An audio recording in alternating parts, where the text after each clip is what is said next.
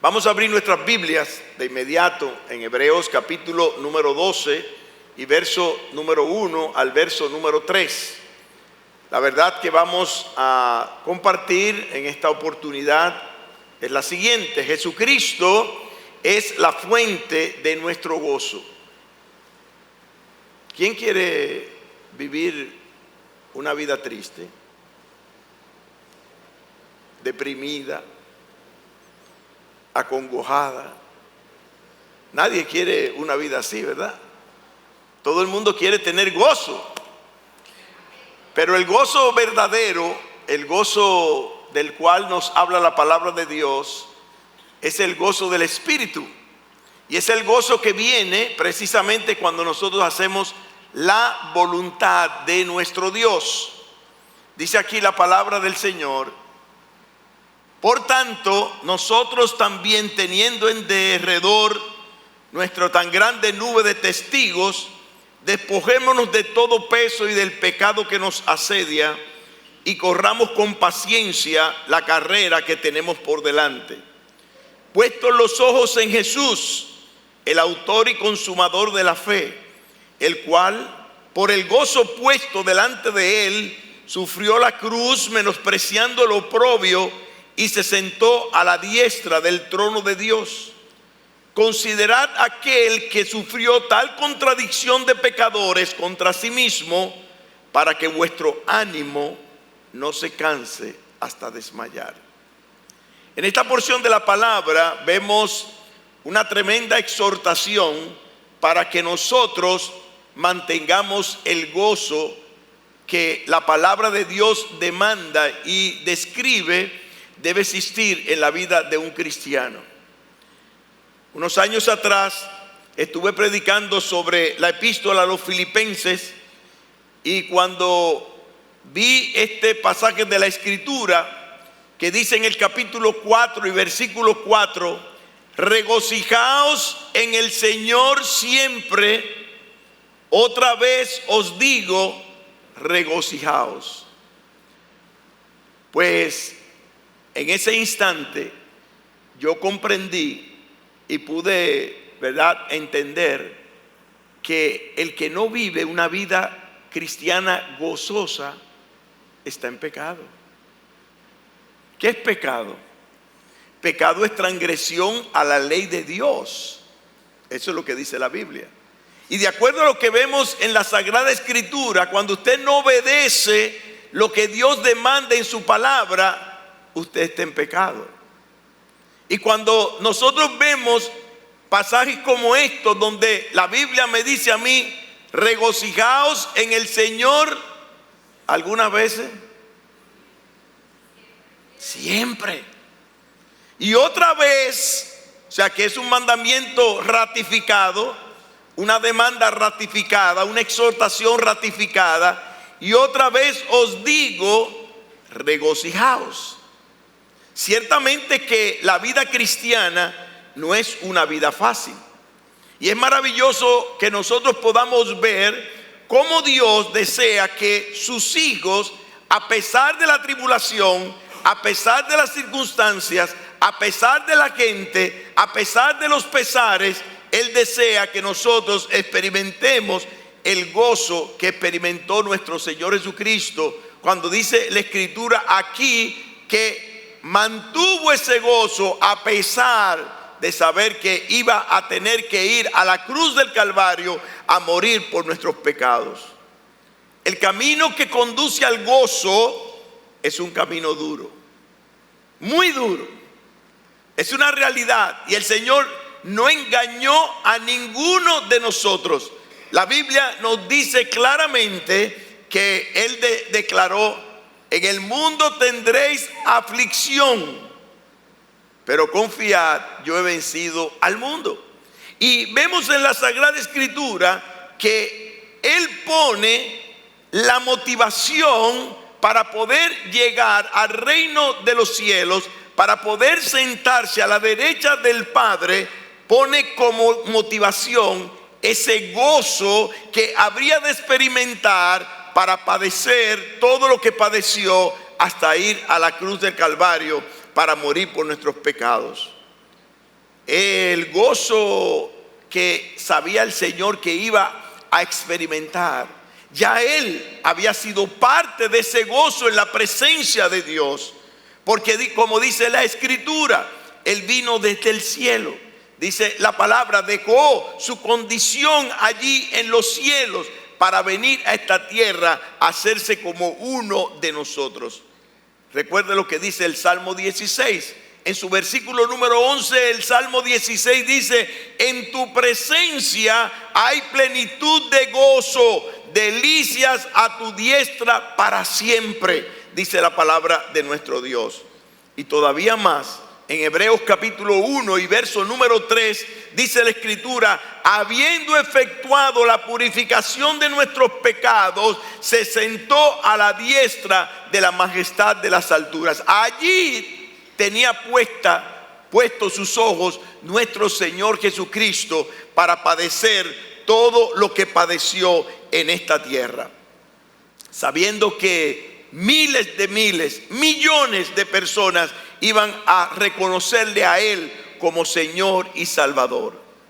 Ahora bien, la palabra de Dios nos enseña y nos muestra que de la misma manera como el Señor tuvo que padecer para llevarnos a nosotros a experimentar lo que Él ha experimentado, la Biblia nos muestra que nosotros debemos de tener una igual motivación. En Juan capítulo 15 y el versículo número 11, hablando el Señor de la vid verdadera, hablando de la permanencia de los discípulos, dice: estas cosas os he hablado, oiga, para que mi gozo esté en vosotros y vuestro gozo sea cumplido. Oiga, ahí está claro en la palabra de Dios la forma en que el Señor Jesucristo nos enseña que nosotros vamos a permanecer en gozo permanente cuando nosotros estemos apegados a Él, a esa vid verdadera que ha venido a este mundo. Si queréis ser mis discípulos, dice la palabra de Dios, debemos de permanecer en Él, debemos de hacer su voluntad, debemos de tener esa convicción clara de obediencia a la palabra del Señor. De igual manera, el Señor también declaró: mi gozo estará en vosotros. Lo vemos ahí, mi gozo estará en vosotros. Ahora, que el camino es duro, durísimo. La Biblia nos enseña esta verdad. El mismo Señor Jesucristo en Juan capítulo 16 declara: en el mundo tendréis aflicción. En Mateo capítulo 10 verso 24 y 25 dice: el discípulo no es más que su maestro, el aprendiz no es más que su maestro, ni el siervo más que su señor. Bástale al discípulo ser como su maestro y al siervo como su señor. Si al padre de familia llamaron Belcebú, si al padre de familia llamaron Belcebú, dice allí, ¿cuánto más a los de su casa? O sea que si el Señor Jesucristo padeció por nosotros, teniendo en su mente y en su corazón y en su alma, en su mente, la realidad de ese gozo, de lo que Él iba a disfrutar en la cruz del Calvario, y eso lo motivó a cumplir la obra del Señor. Así nosotros tenemos que tener ese gozo permanente en nuestro corazón, el saber que un día estaremos en la presencia de nuestro Dios. Lucas capítulo 21 y verso 16, el Señor también le dijo a los discípulos: mas seréis entregados aún por vuestros padres y hermanos y parientes y amigos, y matarán a algunos de vosotros, y seréis aborrecidos de todos por causa de mi nombre. Mire, decirle todo eso a un grupo de hombres que habían dejado todo para seguir al Señor era como desparpájense. Era como, ya ustedes saben lo que les viene. Era como decirle: no me sigan. Recuerdo ese mensaje que prediqué hace un tiempo atrás. Todo lo que debes de saber para no seguir a Jesucristo. Si nosotros analizamos solamente desde el punto de vista humano lo que el Señor está ofreciendo a los discípulos, a sus discípulos, entonces mire, aquel que no está dispuesto a sufrir por el Señor va a dejar esto. No va a venir al Señor. Y déjeme decirle, el Señor no anda buscando adeptos. El Señor no anda buscando personas que enriquezcan el cielo. Ya el cielo está enriquecido. Nosotros somos los que somos enriquecidos en Cristo Jesús, cuando nosotros venimos a Él y hacemos la voluntad de Él. Y ese es el camino que recorrió nuestro Señor Jesucristo. Un camino de padecimiento, un camino de tortura, un camino difícil, pero un camino hacia el gozo triunfante, hacia el gozo que produce el saber que iba a estar en la derecha del Padre, en la diestra de nuestro Padre Celestial. La forma de presentar esta exhortación de Hebreos capítulo 12 nos traslada el pensamiento a lo que fueron los espectáculos que ocurrían en Roma, en la Grecia antigua, con respecto a las competencias. Nosotros vemos ahí en este pasaje de la palabra de Dios, cuando la Biblia nos llama a correr. Nos llama a correr, pero nos llama a correr frente a una tan grande nube de testigos. Y el capítulo 12, cuando se inicia el capítulo número 12, y vemos ahí en la palabra de Dios diciendo, por tanto, nos enlaza con el capítulo número 11. Y el capítulo número 11 de la epístola a los Hebreos es el capítulo de la fe. Es pues la fe, la certeza de lo que se espera, la convicción de lo que no se ve. Es ahí en el capítulo 11 donde la palabra del Señor nos muestra que sin fe es imposible agradar a Dios. Es allí en el capítulo 11 a donde la palabra de Dios nos comienza a hablar de la fe de aquellos hombres que a través de la historia, siendo hombres comunes como tú y como yo, fueron llamados por el Señor, tuvieron fe en sus promesas y llegaron a tener el galardón. Y ahí comienza en el capítulo número 11 de la epístola a los Hebreos la manera en que ciertamente Dios habla de esos héroes de la fe, comenzando desde Abraham hasta los últimos hombres que padecieron por causa de su nombre. Y vemos allí, todos y cada uno de ellos entendieron lo que habría de ser su final, lo que había de ser la coronación de esa fe que ellos habían depositado en el Señor, y supieron dejar todo en esta tierra, absolutamente todo en esta tierra. Y lo vemos en la palabra de Dios una y otra vez, pero especialmente cuando se habla de la persona de Moisés. Vamos a Hebreos capítulo número 11 y versículo número 23. Dice, por la fe Moisés, cuando nació, fue escondido por sus padres por 3 meses, porque le vieron niño hermoso y no temieron al decreto del rey. Por la fe Moisés, hecho ya grande, oiga esto, rehusó llamarse hijo de la hija de Faraón, escogiendo antes ser maltratado por el pueblo de Dios que gozar de los deleites temporales del pecado, teniendo por mayores riqueza el vituperio de Cristo que los tesoros de los egipcios, porque tenía puesta, ¿dónde? La mirada en el galardón. Y es tremendo esto, porque oiga lo que está diciendo la palabra de Dios allí. Es un asunto de tomar decisiones. ¿Cuál es la decisión que toma un cristiano? Un cristiano tiene que renunciar a todos los deleites del mundo. ¿Para qué? Para poner su vista en el galardón, en aquello que ofrece Dios, en aquello que es incorruptible, en aquello que trae gloria, en aquello que produce gozo, un gozo tal que va a permitir que no importa cuál sea mi sufrimiento, mi padecimiento, mi persecución, yo voy a seguir hacia la meta. Oiga lo que dice aquí. Rehusó llamarse hijo de la hija de Faraón. Rehusó ser de la nobleza de Egipto.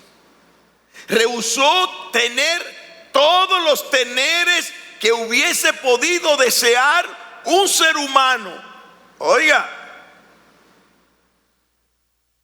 ¿cuánta gente se descalabra por 2 pesos? Y vemos aquí que Moisés, dice allí la palabra, escogió ser maltratado con el pueblo de Dios. Dice allí la palabra que rehusó los deleites temporales del pecado, que tuvo por deleite, dice allí la palabra de Dios, mayores riquezas, el vituperio de Cristo, por una sola razón. Porque tenía su vista puesta, ¿dónde? En el galardón. Porque tenía su vista puesta en el galardón.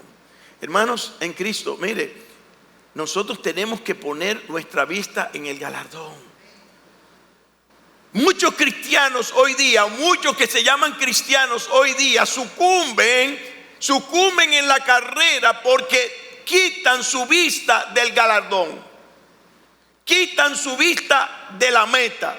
Y vemos allí que el cuadro que presenta la palabra de Dios en esta porción de la escritura es tal cual lo que ocurría en una carrera, a donde no solamente corría yo, sino que corría un cúmulo de personas delante de mí, y como dice la palabra, de igual manera estaban también a su alrededor esa tan grande nube de testigos.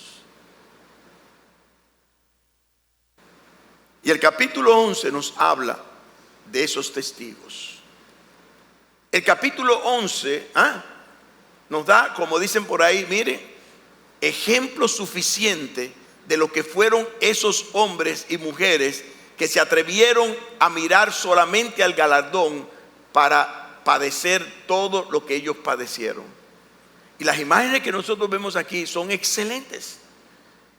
Excelentes motivadoras para que nosotros entendamos dónde tiene que estar nuestra vista, porque donde está nuestra vista estará nuestro corazón, y donde está nuestro corazón estará nuestra victoria, como dice la palabra del Señor.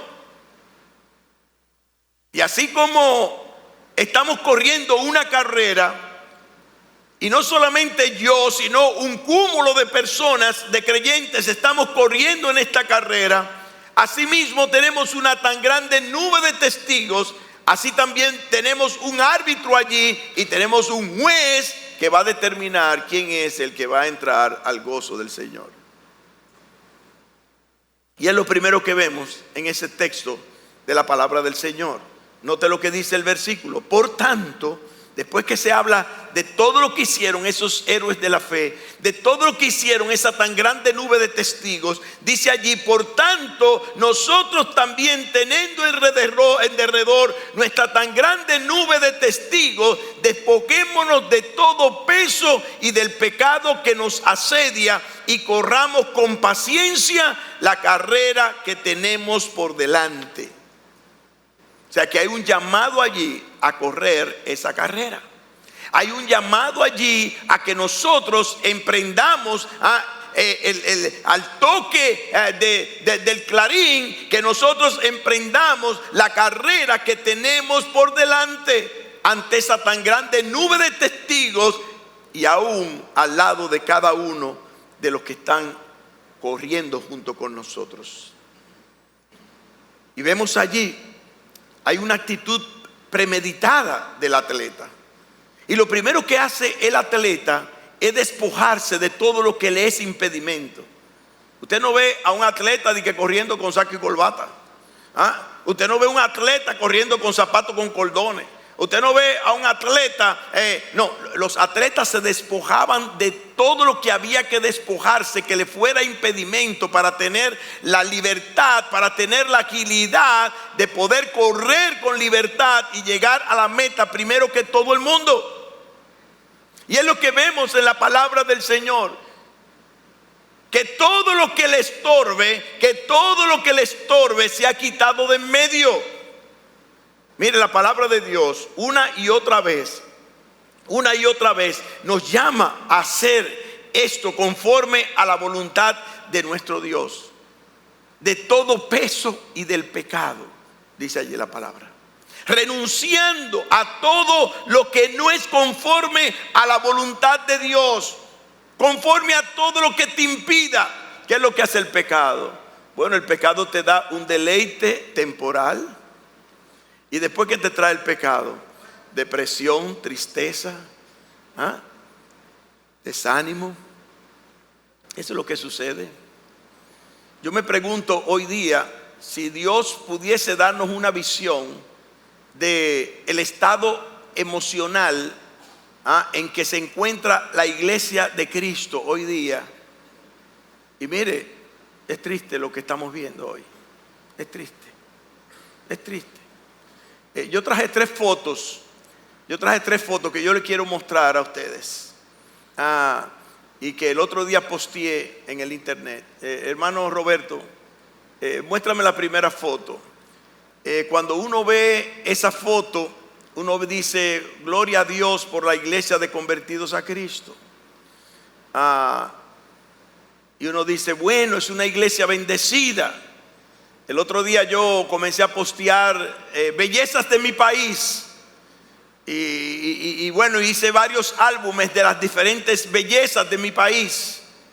Y después que hice tantos álbumes de las diferentes bellezas que tenemos en la isla, mirando la realidad de lo que vivimos, me sentí tan mal.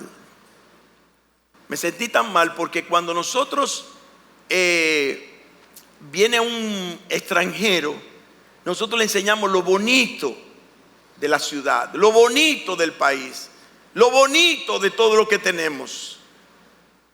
Y yo recuerdo que posteé un álbum que decía la realidad de mi pueblo. Una vista de Los Ama, una vista de El Capotillo, una vista de... Eso no lo enseñamos. Y así pasa. En nuestra página web está esa foto engalanando la galería.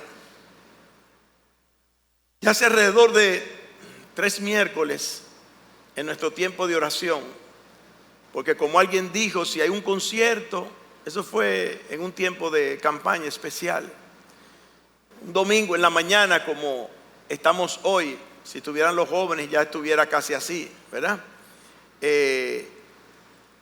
Pero yo me pregunto,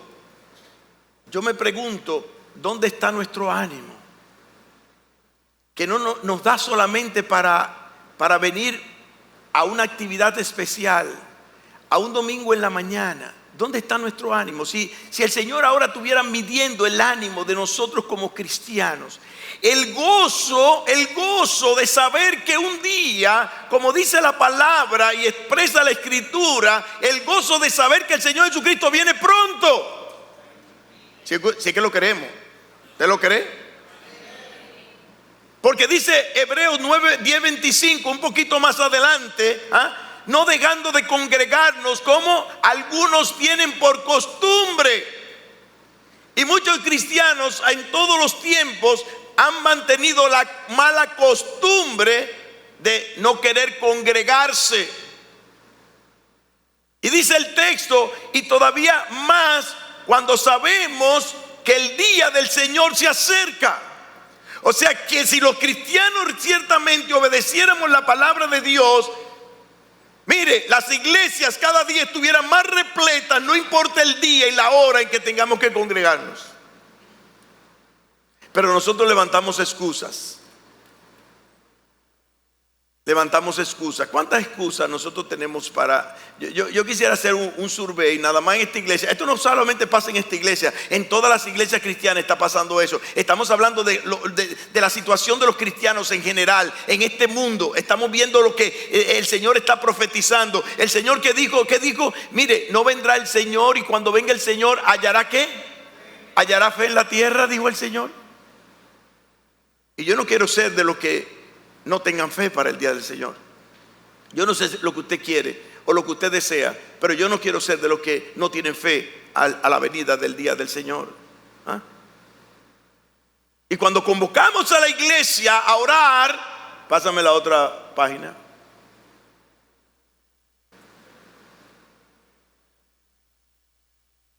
Eso como pastor a mí me da dolor, mucho dolor, me da vergüenza.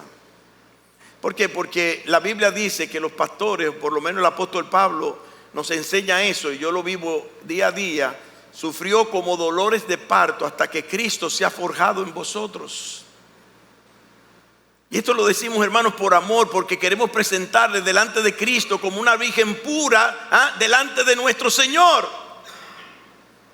Y queremos que ustedes sean hallados fieles. No me importa lo que está pasando en el mundo, yo me importa lo que me está pasando aquí, en esta iglesia, en esta congregación. Aunque me importa todo lo que está pasando en el mundo con los que se llaman cristianos. Y todavía es peor cuando yo pueda preguntar, ¿y qué pasó? Bueno, usted sabe que mañana, es que los niños los miércoles tienen clase. Bueno, pero eso me dijeron el año antepasado. Entonces lo que hicimos fue adelantar el culto para que usted se pueda acostar temprano. A las 8:30 ya usted está en su casa y puede regresar a su casa y puede preparar los niños temprano y acostarlos temprano. Sí, pero pastor, el problema es que entonces salimos a eso de las 6, de las 7, entonces es muy temprano para entonces llegar. ¿Y cuánta excusa le vamos a dar al Señor? Señor, mi hermano, mire, pastor, mire, es que lo que me pasa es esto, lo que me pasa es aquello. Pásame la tercera vista. Y yo me imagino a este grupo de cristianos delante del Señor, y el Señor poniéndome esa foto. Cuando hay cristianos que no importa que se le inunde el templo, se congregan a alabar al Señor porque entienden que eso es un privilegio. Un privilegio es congregarse y hacer la voluntad del Señor, porque el que hace eso está en su corazón con el gozo puesto en el galardón. No importa lo que esté pasando, no importan las circunstancias, no importan las persecuciones, no importan los problemas. Mire, voy a poner mi vista en el galardón, dice allí la palabra. Me voy a despojar de todo peso y del pecado y de todo lo que nos asedia, con tal de poner mi vista en el galardón y correr la carrera con gozo. El que tiene gozo en el Señor no pone excusa delante de Dios para no hacer la voluntad de Dios y para cumplir lo que dice la palabra del Señor. Y es lo que vemos ahí en Hebreos capítulo 12. En Hebreos capítulo 12 se nos habla de la convicción mental que tiene el atleta durante la carrera. Y vemos allí que el atleta tiene que correr con libertad. Se despoja de todo lo que le quite de su mente el hacer la voluntad de Dios. Excusas tenemos que darle a los que quieren excusas para no hacer la voluntad de Dios. Yo recuerdo cuando yo me convertí, muchas de mi familia no sabía que me había convertido y me iban a hacer una visita un domingo en la noche, en la tarde, o me iban a hacer una visita un miércoles en la noche. Mi excusa no era, ay pastor, yo no dejé de ir a la iglesia porque me fueron a visitar. No, yo le decía, mira mami, mira primo, mira lo que sea, excúsame, pero nosotros vamos hoy al templo. Si tú quieres, ven con nosotros y vamos a congregarnos, porque esa es la voluntad de Dios. Cita, no que tenía una cita con el médico, no que tenía una cita con fulano, no que tenía una cita de trabajo, pero tú tienes una cita con el Señor. Tú tienes una cita con el Señor. El Señor dice claramente, cuando estén 2 o 3 congregados en mi nombre, yo estoy en medio de ellos. Y ese atleta que corre con libertad. Se quita de su mente todo problema, se quita de su mente todo impedimento con tal de hacer la voluntad de Dios. En segundo lugar, ese atleta se concentra en el objetivo. Vine a correr. Me acuerdo de mi hermano Ramón Vicioso. Como decía Ramón, si a correr, a correr. Si a comer, a comer. ¿Qué es lo que tú haces haciendo tal cosa? ¿Ah? Vamos a lo que vinimos. ¿Es a correr? ¿Es a correr? Yo no puedo estar entretenido en otra cosa que no sea correr. Eso es lo que dice la palabra de Dios.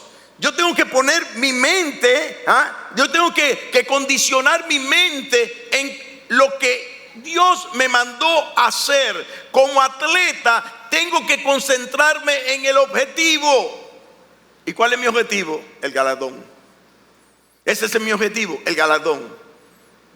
En tercer lugar, todo atleta tiene que saber que puede alcanzar el objetivo. No, yo no voy a poder. Es que no es con tu fuerza, dice la Biblia, que es con el poder de la fuerza de nuestro Señor Jesucristo. Ahora, si tú estás confiando en tu fuerza, tú nunca vas a poder llegar a la meta. Tienes que confiar en el poder de la fuerza de nuestro Señor. Todo atleta debe desear la corona. Yo deseo la corona. Hay cristianos que no, tú sabes que yo no corro por corona. Entonces, ¿para qué corre? No corra, quédate sentado ahí, no corra. Yo corro por corona, porque el Señor me ofrece corona. Y si yo no corro por esa, si yo no creo que el Señor me va a dar esa corona, eso va a desmotivar mi carrera. Y el Señor mismo me está dando la motivación para que yo ponga mi vista en ese galardón.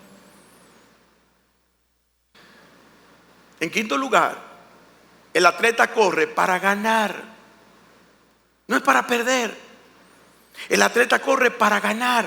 Yo no sé si usted ha visto, y no importa lo que padezca. Mire, anoche yo estuve viendo una película de Jackie Johnson. Lo tengo aquí. Jackie Robinson. El primer jugador de raza negra que fue contratado para las grandes ligas, a donde solamente jugaban los blancos.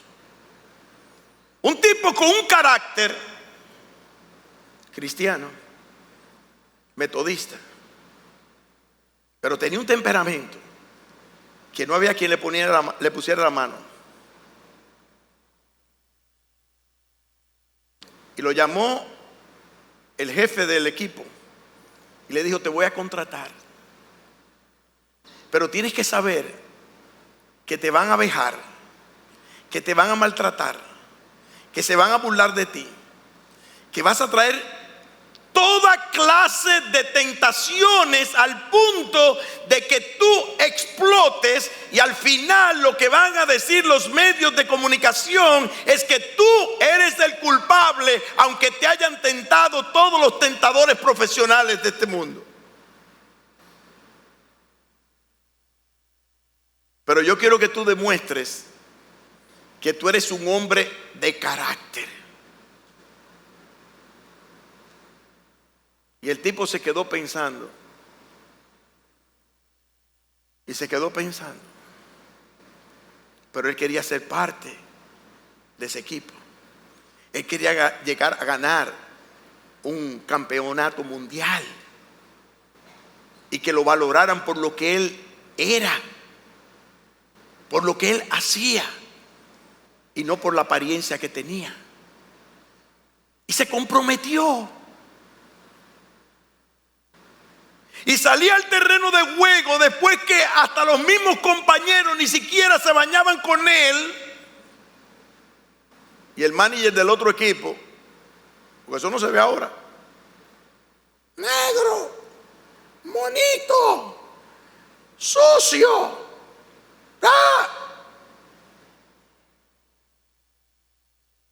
Y diciéndole toda clase de cosas. Y llegó un momento que le dijo tantas y tantas cosas que la gana que él tenía era de coger el bate que tenía en las manos Eso le pasa a los cristianos. ¿Usted no le ha pasado eso? A ver si hay un santo aquí, un ángel que haya bajado del cielo, porque a mí me ha pasado eso. La Biblia dice, airaos. El problema es que no pequemos. Y aquel hombre, cuando ya iba a dar el paso para irle a explotar el bate en la cabeza, se acordó del galardón, se acordó del premio, se acordó de la meta que él tenía en su corazón y en su mente. Y dio media vuelta con el bate en la mano y entró al dugout, al pasillo que lo llevaba al dugout. Y ahí desahogó toda su furia. El bate lo partió como en 700, 550 pedacitos. Y ahí llegó el jefe del equipo y les recordó lo que fue su compromiso. Y fue el primero, pero no fue el primero, fue el primero de muchos que hoy día han copado las grandes ligas. Y este hombre, mire, busca lo que está en la web, ahí está en la web. Un hijo de Dios, un cristiano, que supo mirar a la meta. Porque más que ganar las grandes ligas, lo más importante era agradar a su Señor, dar testimonio. Un hombre que ni siquiera conoció a su padre y tuvo un matrimonio ejemplar. Un hombre que cuando nació su hijo le dijo, mi padre todavía 2 días más, ya yo no lo volví a ver, pero tú me verás todos los días de tu vida. Porque tenía la vista puesta en el galardón. Y por último, un atleta tiene que pensar que el premio que va a ganar es el premio más sublime que ojos humanos hayan podido ver. Y la Biblia me presenta a mí 5 coronas. Me habla de la corona de justicia, me habla de la corona incorruptible, me habla de la corona de vida, me habla de la corona de gozo, me habla de la corona de gloria que el Señor dará a sus hijos que hayan hecho su voluntad y tenga su vista puesta en el galardón. Pero lo único que va a ayudar es que nosotros sepamos dónde tenemos que poner esa vista. Y nosotros tenemos a quien imitar. Nosotros tenemos uno a quien imitar. Lo dice la palabra de Dios. Oiga lo que dice Hebreos 12:2. Yendo otra vez al texto. Dice allí la palabra de Dios. Vas a hacer todo eso que te hemos dicho que vas a hacer. Por tanto, nosotros también, teniendo en derredor nuestro tan grande nube de testigos, despoquémonos de todo peso y del pecado que nos asedia, y corramos con paciencia la carrera que tenemos por delante. Y aquí está el primer consejo: puesto los ojos en Jesús, el autor y consumador de la fe. Pon tus ojos en Cristo. ¿Usted recuerda ese himno? Pon tus ojos en Cristo.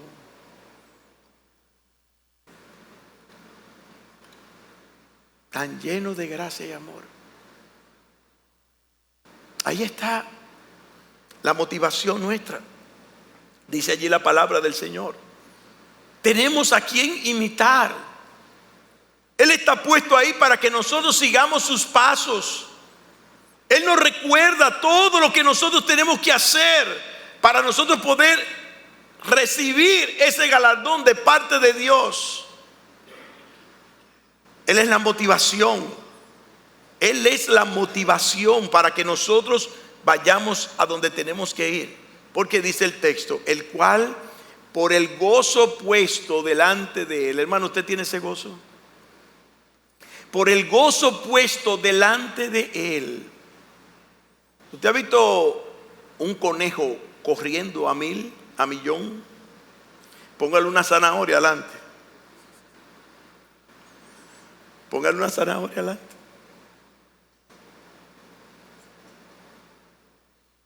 El Señor tenía, dice allí la palabra, gozo delante de Él. El gozo de saber, como dice aquí la palabra, de que iba a ser sentado a la derecha del Padre nuevamente. Dice aquí la Escritura, por el gozo puesto delante de Él, sufrió la cruz, menospreciando el oprobio. Y eso es lo que me recuerda a mí, a este pelotero. Él llegó al punto tal, menospreció el oprobio. No importa lo que tú puedas decir de mí, no importa lo que tú pienses de mí, no importa lo que tú me hagas, no importa lo que tú me vejes, no importa, yo tengo mi vista puesta en el galardón.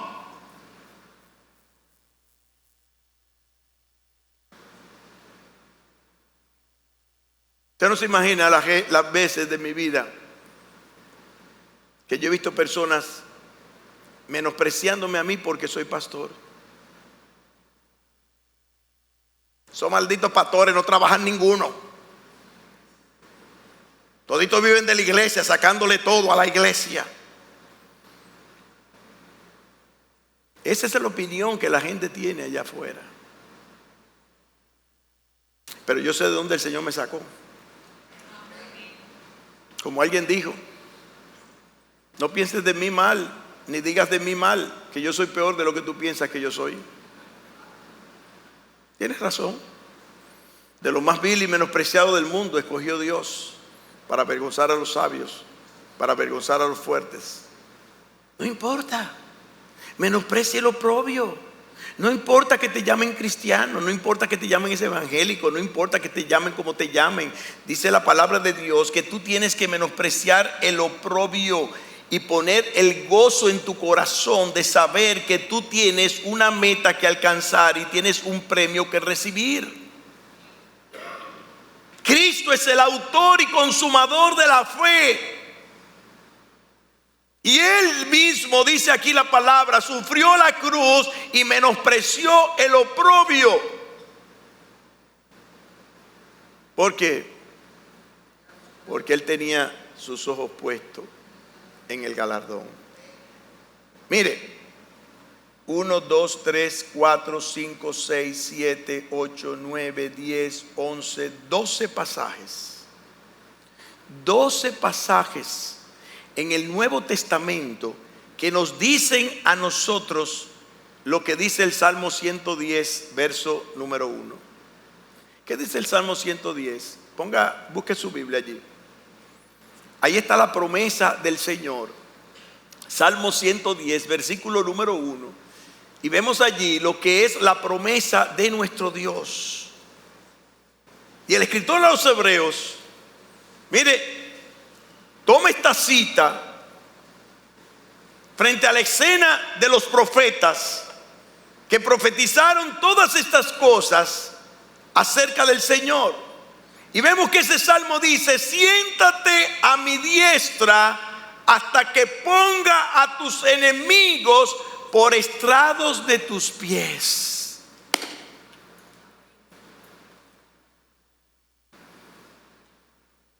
Ese era el premio de Cristo Jesús. El premio del supremo llamamiento en Cristo Jesús, hermanos. Hacia allá es que vamos, hacia la presencia del Señor. Vamos a menospreciar el oprobio, el gozo que tenemos en Cristo Jesús y el saber que hemos sido salvos, el saber que vamos a estar en su presencia. Vamos a lograr que el oprobio sea mirado, mire, de soslayo. ¿Qué importa? ¿Qué importa? Al final, nosotros estaremos en la gloria.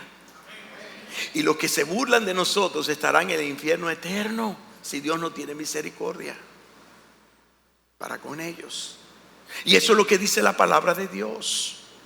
Y cuando yo tengo todo eso en mi mente, cuando yo tengo esas convicciones firmes en mi corazón, entonces es que yo voy a entender y a comprender cuándo voy a perseverar en la gracia de Cristo sin desmayar.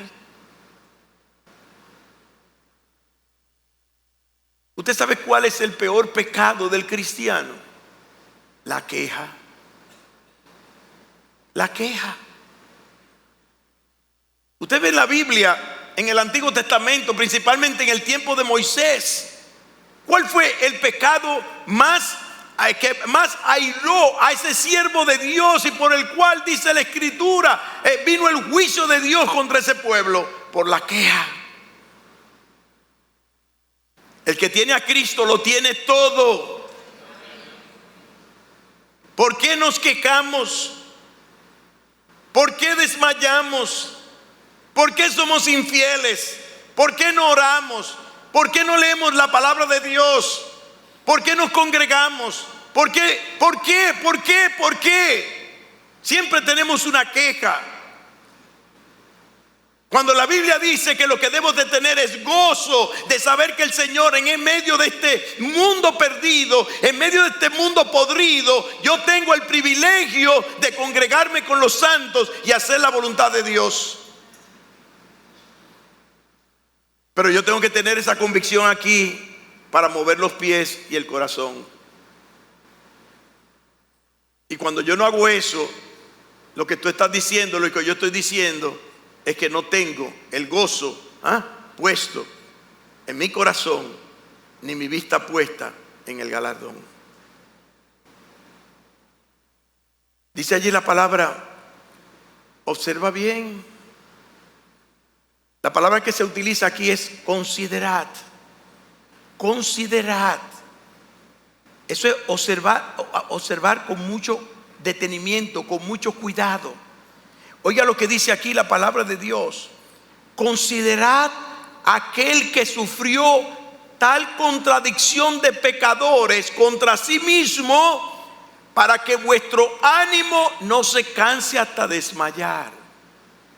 Yo he visto personas, aún llamadas cristianas, que están pasando por depresiones por no hacer la voluntad de Dios. Y no quiero decir que todas las depresiones son por esa causa, pero muchas de las depresiones vienen por esa causa y van primero a un psiquiatra y no van a la palabra de Dios. Considerad, observa con detenimiento. Dice aquí, observa con detenimiento cómo Cristo sufrió tal contradicción de pecadores contra sí mismo. Hay que tomar la vida de nuestro Señor Jesucristo. Hay que ver todo lo que el Señor Jesucristo hizo para bien y bendición de todos los que estaban en su tiempo aquí en la tierra, trayendo bendición, trayendo sanaciones, trayendo liberaciones, trayendo, mire, toda clase de oportunidades para entrar en el reino de los cielos. Y lo único que recibió fue rechazo, traición. Traición, lo traicionaron, contra él levantaron el calcañar, como dice la Biblia. Uno de los que estaba en el grupo de los 12, su mejor amigo lo negó. Al pie de la cruz, de los 12, 11 salieron embalados.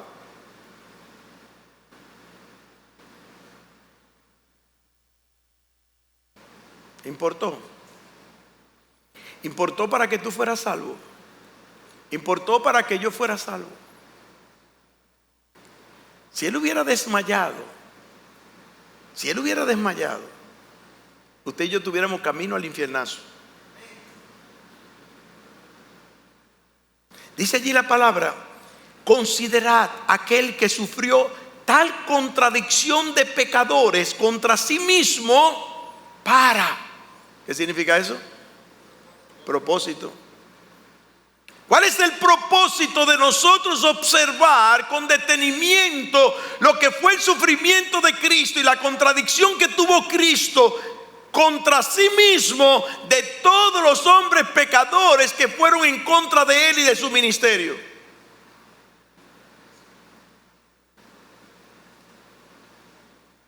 Considera todo eso. ¿Para qué? ¿Con qué propósito? Para que tu ánimo no se canse hasta desmayar. El cristiano no puede desmayar. Oiga, el cristiano que tiene su vista puesta en el galardón y que experimenta el gozo de saber que un día estará a la presencia de nuestro Dios, no desmaya en su vida cristiana. Por eso dijo el apóstol Juan en Primera de Juan, capítulo número 2, no están con nosotros porque no eran de nosotros. Si hubieran sido de nosotros, hubieran permanecido con nosotros. Pero esto sucedió para que se demostrase que no todos son de nosotros. Eso de que yo era cristiano y ahora no soy, o yo era cristiano y me salí, eso déjeselo a las religiones. Que la gente se entra a las religiones y a los clubes sociales y después se sale. Pero el que es de Cristo, dice la palabra de Dios, sigue siendo de Cristo. Y no desmaya, como dice la palabra de Dios allí, en Cristo. Al Señor se le llamó el mártir del Gólgota. Por supuesto, padeció vejámenes, maltratos, crueles actitudes, que marcaron la vida de nuestro Señor Jesucristo con ese título, el mártir del Gólgota.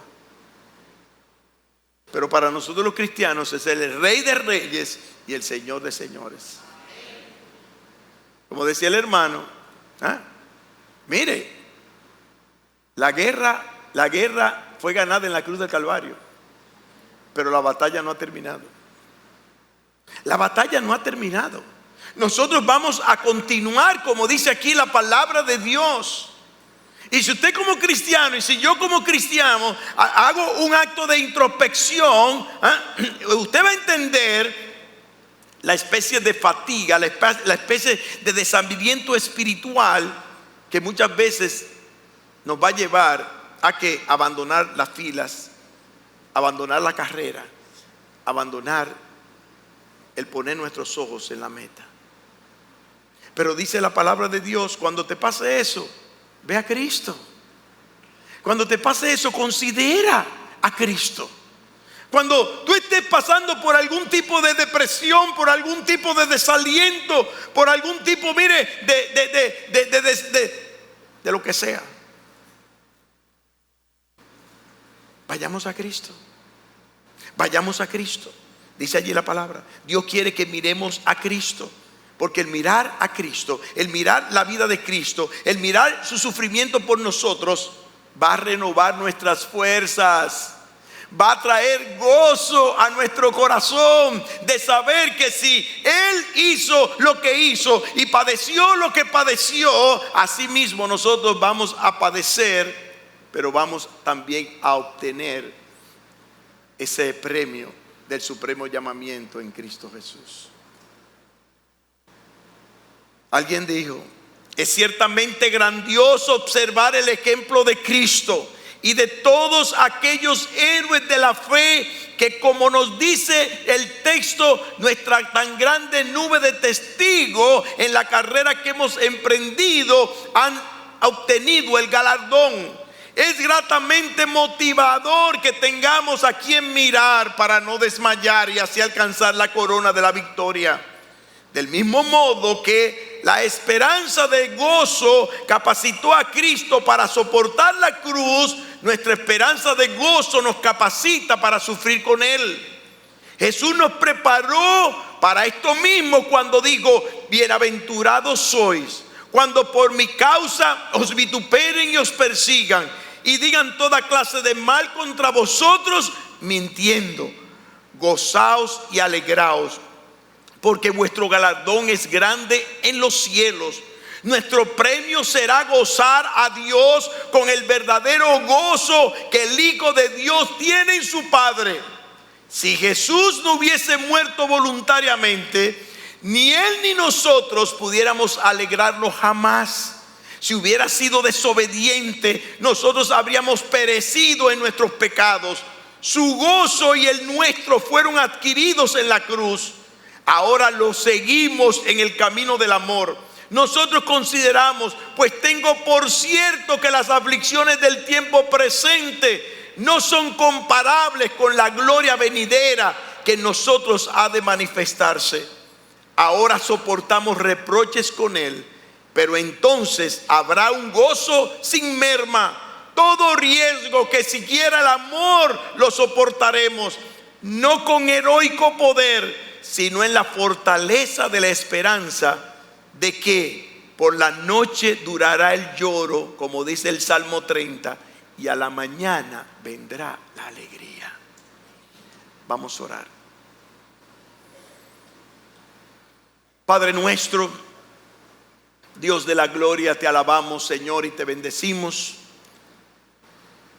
Te damos las gracias por tu palabra, por el gozo puesto delante de nosotros.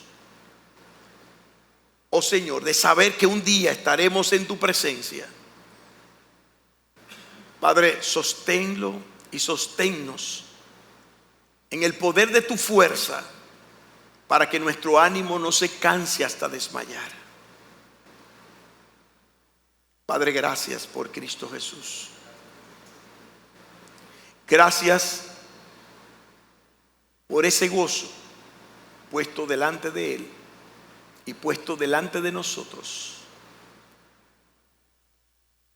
Gracias, Padre, por ese galardón que tú ofreces, porque tus promesas son verdaderas y justas, porque tus promesas descansan sobre la base de la obediencia de Cristo, de la victoria que Él tuvo allí en la cruz del Calvario al morir por nuestros pecados. Gracias, Padre, y ayúdanos como creyentes a obedecer, pero a obedecer con gozo, con el gozo puesto delante de nosotros, Padre, y que al final de todo la gloria sea para ti. Bendícenos y guárdanos en el nombre precioso de Cristo Jesús. Amén y amén.